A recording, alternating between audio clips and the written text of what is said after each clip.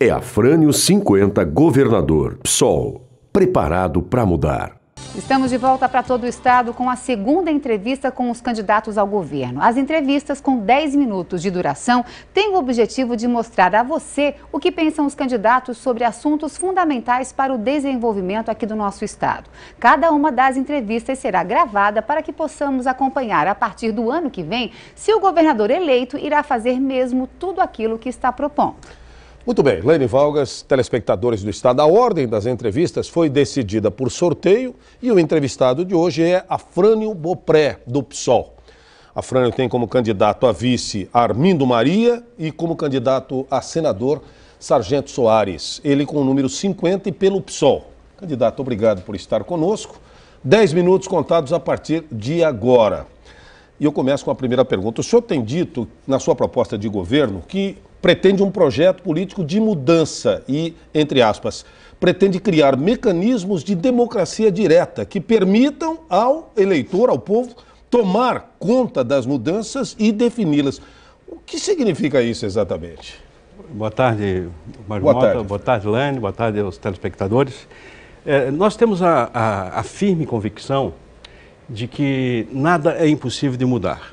A população em Santa Catarina tem demonstrado insatisfação com uma série de políticas públicas equivocadas e nós do PSOL queremos nos apresentar como sendo uma alternativa viável e preparada para essa mudança. Dentre elas, consideramos que é fundamental diminuir a distância entre o governante e o governado, porque a chamada política de descentralização ela não descentralizou nada. Na verdade, ela concentrou, inclusive, o poder na mão de 3 secretários de absoluta e extrema confiança do governador. É chamado o núcleo gestor.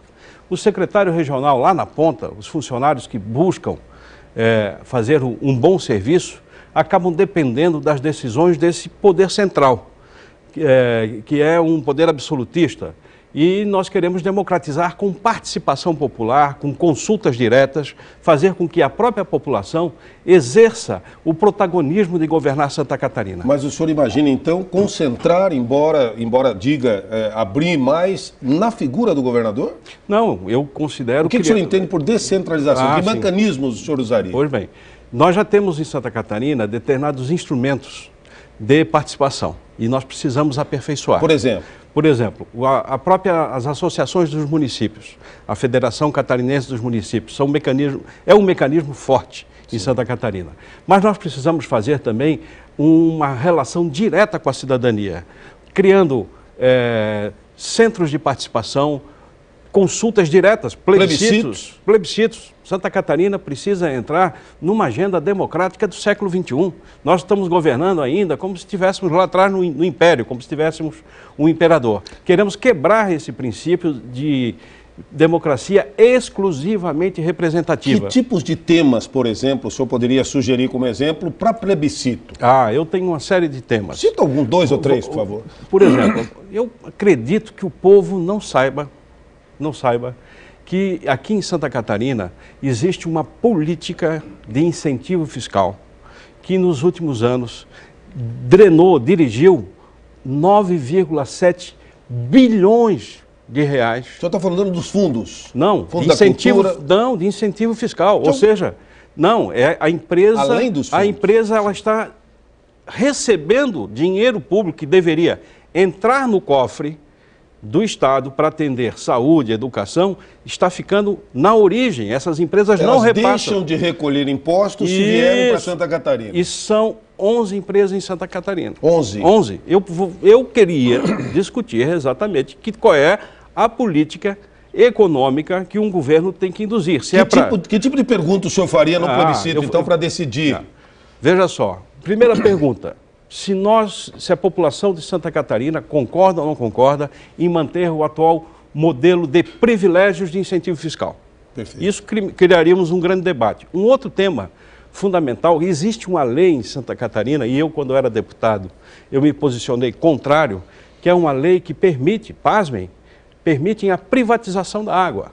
Não é a privatização da Casan. Do serviço. Do serviço. O senhor está dizendo privatizar o produto, a produto, água. Porque hoje nós pagamos, nós não compramos água. Nós pagamos pela captação, tratamento e distribuição da água, pelo serviço que uma empresa nos oferece. A água não é vendida, mas existe uma lei sancionada? Aprovada e sancionada pelo governador Luiz Henrique, que permite transformar a água numa mercadoria, vender água. Só falta daqui a pouco vender o ar que respiramos, vender o sol, percebe? Então, existe uma lógica de mercantilizar todos os espaços da nossa vida. Esse eu faria também um outro plebiscito. Para a saúde, o senhor tem defendido a revogação da lei das organizações sociais para que o Estado assuma o controle em todas as unidades estaduais. Além disso, a ampliação da rede pública de saúde para não comprar mais serviços de clínicas e hospitais privados. O senhor acha que o Estado dá conta disso? Ah, dá sim. O que, na verdade, o que está por trás disso é um modelo perverso de favorecer uma lógica de mercado. Cada vez mais nós estamos aceitando com que a lógica da mercantilização vai invadindo os espaços da nossa vida. Em quanto tempo o senhor acha que o Estado conseguiria assumir no seu governo todos esses serviços? Veja só, nós temos que recuperar o patrimônio público. Por quê? Vamos pegar um caso específico, para nós entender bem o que nós estamos falando. O caso do Hospital Florianópolis. O Hospital Florianópolis ele é um prédio público, inclusive é do Ministério da Saúde. Sim. Os funcionários que ali trabalham são funcionários públicos, concursados. E o dinheiro que entra no hospital para fazer funcionar é dinheiro do orçamento do Estado. Sim. Então, o prédio é público, os funcionários públicos, o dinheiro público, mas a gestão, a administração, a conta bancária é de uma empresa privada, da chamada Sociedade em Prol do Desenvolvimento da Medicina, uma sociedade paulista. Isso tem que acabar. O Estado já pode oferecer serviço. O que nós temos é que favorecer o interesse público em primeiro lugar. No seu governo, quanto tempo demoraria para resolver essa questão? Olha, Mário, nós temos que tomar decisões contundentes, rápidas. Sim. Te digo que a decisão é rápida, é cancelar o contrato, cancelar. O senhor entraria no governo e já faria isso? Faria o cancelamento. Vamos olhar a cláusula, evidente, deve ter cláusulas contratuais difíceis, mas nós temos que recuperar. O caso do Hospital Florianópolis é muito fácil, até porque o governador Colombo passou para uma empresa uma coisa que nem era dele, que é do Ministério da Saúde, que é uma ilegalidade flagrante. Bom, na educação, o senhor defende uma ampliação radical dos investimentos. Mas como fazer isso e de onde virá esse dinheiro? Veja, Mário, o governo do Estado, ele tem dinheiro. Ele está aplicando de uma maneira errada.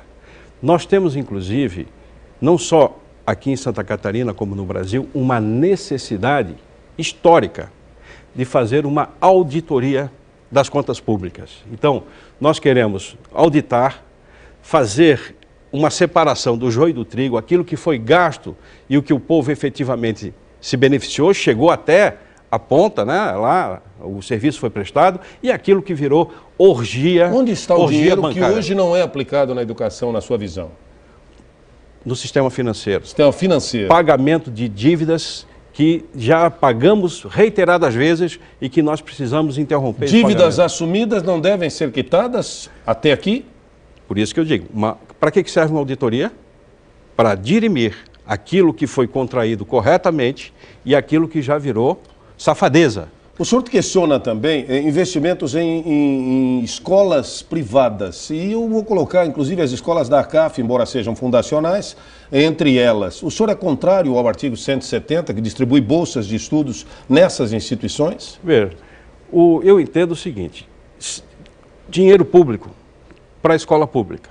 Aqui em Santa Catarina, nós estamos usando o artigo 170 como e o 171 como um artifício, vamos dizer assim, que eu diria é uma tentativa de mediar a sonegação de serviços na área de educação, ensino superior, principalmente, que o Estado deveria fazer. Nós queremos fortalecer a UDESC, tá? A Universidade de Desenvolvimento do Estado de Santa Catarina, enraizando ela, criando os campos dos estados e em outras regiões do Estado e regionalizando o nosso ensino, a pesquisa e a extensão. Nós temos ainda 1 minuto e 10, não, 1 minuto, exatamente 1 minuto. Eu gostaria que o senhor me dissesse qual vai ser a sua primeira atitude ao assumir o governo de Santa Catarina, se for eleito. E, naturalmente, pedir o voto do eleitor. Certo. Não, nós vamos criar esse sistema de auditoria rápida, para que possamos conhecer a realidade e, sobretudo, nessa eleição, o pessoal quer se apresentar como uma alternativa